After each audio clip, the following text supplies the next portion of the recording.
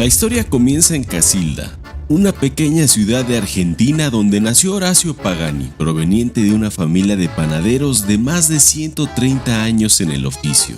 Su madre era una persona muy creativa, tocaba el piano, le gustaba pintar y les hacía la ropa a todos.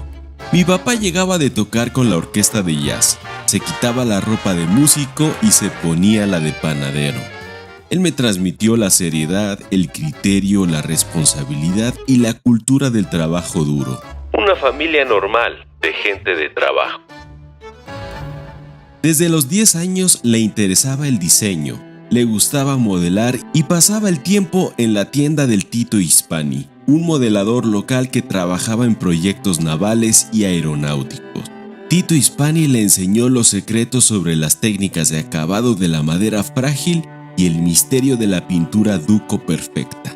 En ese entonces, su único medio con el mundo del automovilismo que le permitiría ver lo que sucedía fuera de su pequeña ciudad era una revista, la revista Automundo. Esa revista era la ventana del mundo que yo quería ver. Una cosa que tengo grabada es que en mi casa desde el balcón podía ver un auto que se estacionaba regularmente. Era un Fiat 1500 familiar. Y yo lo miraba desde arriba y me lo imaginaba con otra forma y me ponía a diseñarlo. Me había hecho un pequeño tallercito donde mi mamá planchaba, la piecita le llamaba, y allí construía mis autitos con madera y yeso. Y recuerdo que les decía a mis amigos: estoy haciendo el auto para la próxima exhibición de Ginebra. Aunque parecía que lo decía jugando, yo realmente lo tomaba en serio, como si de verdad fuera a presentar el auto en el Salón de Torino. Esos modelos aún los conserva y se exhiben en el Museo de la Fábrica. Me decía mi mamá que desde los 12 años yo le decía que me quería ir a vivir a Módena, que es el lugar donde están concentrados los mayores fabricantes de autos de gran turismo, Ferrari, Lamborghini y Maserati. Recuerdo perfectamente que leí un artículo sobre Leonardo da Vinci en Selecciones de Reader's Digest, y en este artículo encontré una frase que Leonardo dijo hace más de 500 años y que me marcaría la vida para siempre. Arte y ciencia pueden caminar de la mano. Allí comencé a estudiar todo lo que podía con los medios que tenía. Aunque intenté ir a la universidad para estudiar diseño industrial, esta cerró lamentablemente en 1974 durante uno de los periodos más complicados de Argentina. Así que regresé a Casilda y me metí a la Universidad de Rosario para estudiar ingeniería. Pero no me interesaron todas las materias, solo estudiaba las que me interesaban, puesto que leía mucho por mi cuenta sobre diseño, arte e ingeniería. Y allí me di cuenta que si continuaba realmente lo que lograría era perder 5 años de mi vida. En realidad, al final me hice mi propia carrera. No tengo ningún título de nada.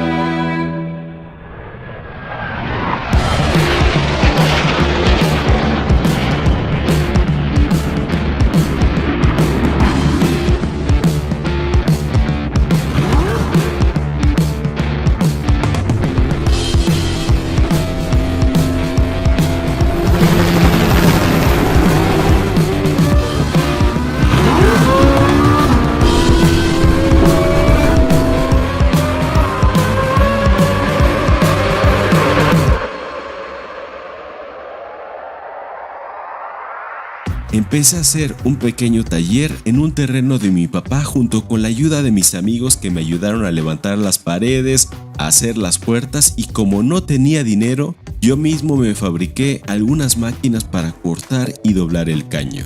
Desde muy joven le enseñé a trabajar a mis manos. A los 15 años hice una minimoto con un amigo mío, y antes de terminar la escuela secundaria, tuve la oportunidad de construir con mis propias manos un vehículo de 4 ruedas. Una compañía en Mar del Plata le ofreció una carrocería de plástico reforzado con fibra de vidrio para adaptarlo al marco de otro automóvil.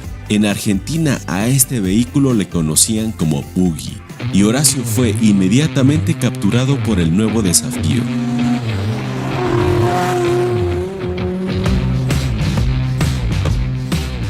Lo armamos, lo pintamos y lo terminamos. Eso me dio mucho aprendizaje, así que me propuse un nuevo desafío. hacer un pequeño auto de carreras para la Fórmula 2 nacional. Y fue un proyecto muy lindo. Los autos de carreras no me apasionan porque nada que sea competición me interesa. Lo que sí me interesa es la parte tecnológica detrás de la competición. Cuando presenté de un modo muy modesto mi auto de fórmula, conocí a Oreste Santiago Antonio Berta, mejor conocido como Berta, que es el mejor técnico que ha dado Argentina y que era mi ídolo. Se acercó y me dijo: Mira, pibe, si necesitas algo, ese es mi tráiler. Y puedes disponer de todo lo que hay allí para lo que se te ofrezca. Y así fue como nació una linda relación con él y además se convirtió en mi mentor. Mi idea fue siempre irme a Europa y trabajar en una de las fábricas de autos de Gran Turismo. Así que un día le dije que me quería ir a Europa a trabajar y le pregunté si conocía a alguien allá. La gente que yo conozco trabaja en racing, pero eso a mí no me interesaba. Así que después me dijo que le hablaría a un amigo, a Fangio, un amigo suyo que conocía más gente que él. Así fue como fui a Buenos Aires, donde me recibió Fangio en la presidencia de la Mercedes y le hago ver una carpeta con mis trabajos. Yo tenía 25 años y ya había hecho algunas cosas, mal o bien, pero ya había hecho algunas cosas, y me dijo algo muy lindo. He hecho muchas cartas de presentación, pero esta es la segunda vez que haré una de recomendación, que no es lo mismo. Entonces me preparó 5 cartas, y una de ellas era para Enzo Ferrari, y el resto para gente que tenía cargos importantes en diferentes fábricas en Italia. Y uno de los momentos más importantes que vivió Horacio fue cuando decidió abandonar su país por ir tras su sueño.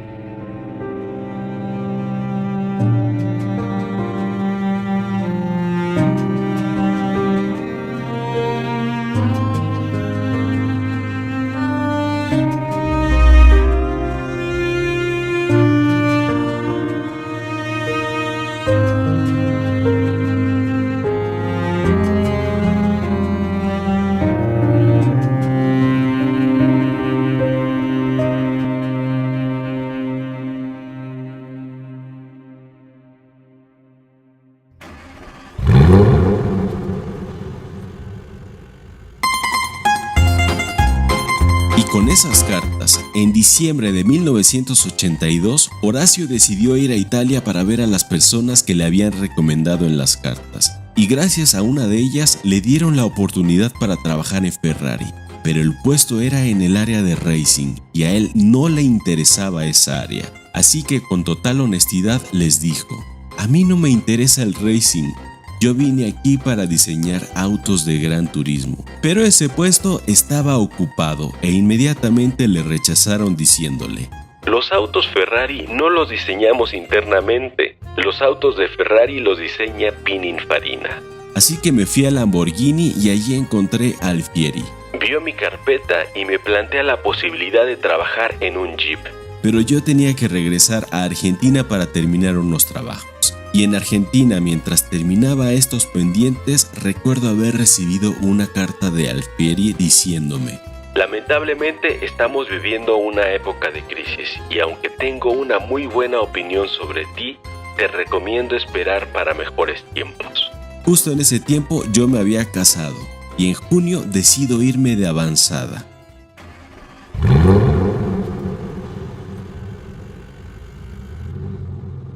Unos familiares lejanos me permitieron quedarme unos cuantos días y al segundo día yo ya estaba trabajando en un vivero sembrando arbustos. Y 2 semanas después conseguí trabajo de soldador de acero inoxidable. Me compré una bicicleta y después compré otra para mi esposa Cristina que llegó un mes después. Con esa bicicleta me iba al trabajo de soldador todos los días y más adelante fui de nuevo a la Lamborghini a ver al ingeniero Alfieri.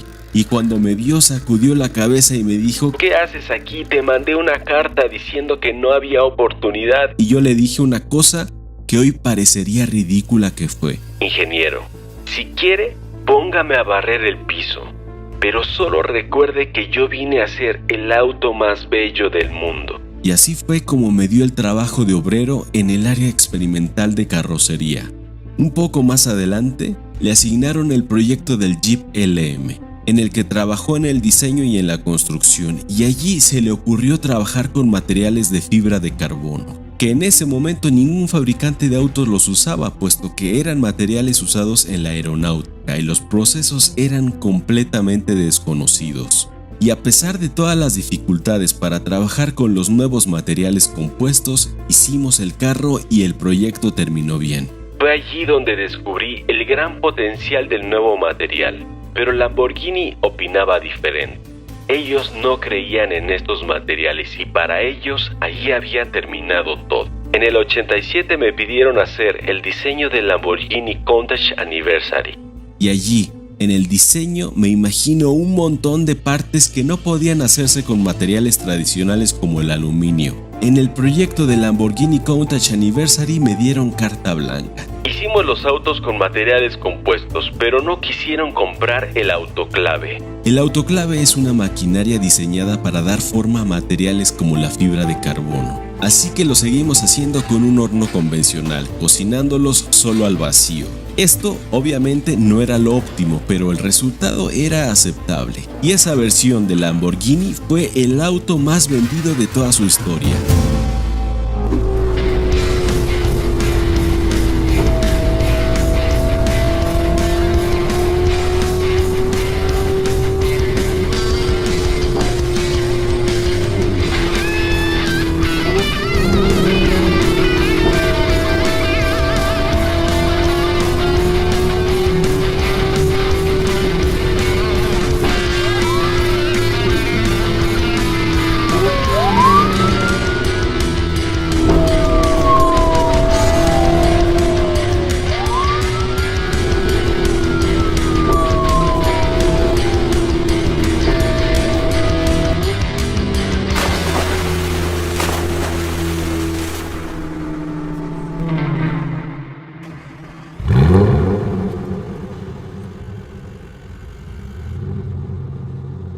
Pero desafortunadamente no lograba convencer a Lamborghini de comprar el autoclave. Y me la pasaba casi todos los días yendo a la oficina del director insistiéndole en que lo comprara. Hasta que un día me dijo: basta, si Ferrari no tiene un autoclave, ¿por qué lo deberíamos tener nosotros? Ese día tomé mi bicicleta y me fui directo al banco para hablar con el director y pedirle un préstamo para comprar un autoclave. Yo fui valiente al atreverme a pedírselo, pero él fue aún más valiente al otorgármelo. Y allí creé un sistema especialmente diseñado para el Lamborghini. Pero ellos no sabían nada porque yo lo estaba haciendo desde mi casa. Hasta que un día hice una pieza de Lamborghini y se los llevé terminado, bien pintadito. Y también llevé un martillo y les dije que lo golpearan para ver qué pasaba. Y como no pudieron romperlo, allí se convencieron de que ese era el camino que debíamos seguir.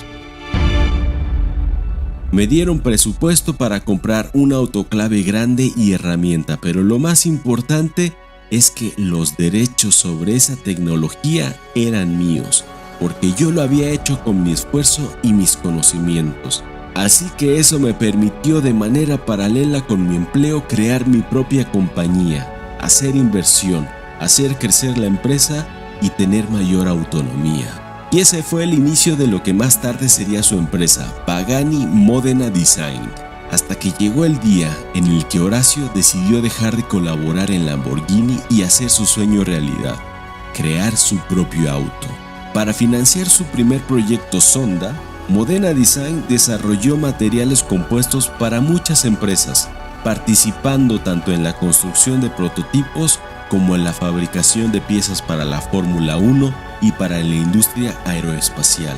En ese momento, Horacio había comenzado a construir una nueva fábrica, pero lamentablemente daba inicio la Guerra del Golfo, que hundiría a la industria automotriz y llevaría nuevamente a una terrible crisis. Y la vida lo puso en una disyuntiva. Tenía que elegir entre la construcción de su nueva fábrica o la creación del automóvil. y Horacio decidió concentrarse en el auto, sabiendo que si fallaba, la compañía se hundiría con él. La forma tenía que ser sensual. Los pasos de rueda deberían recordar los senos de una mujer y el capó trasero las caderas. Horacio pensó en combinar la sinuosidad de una mujer con el aspecto agresivo de un cazabombardero, es decir, la máxima expresión de velocidad, tecnología, exageración e ingeniería.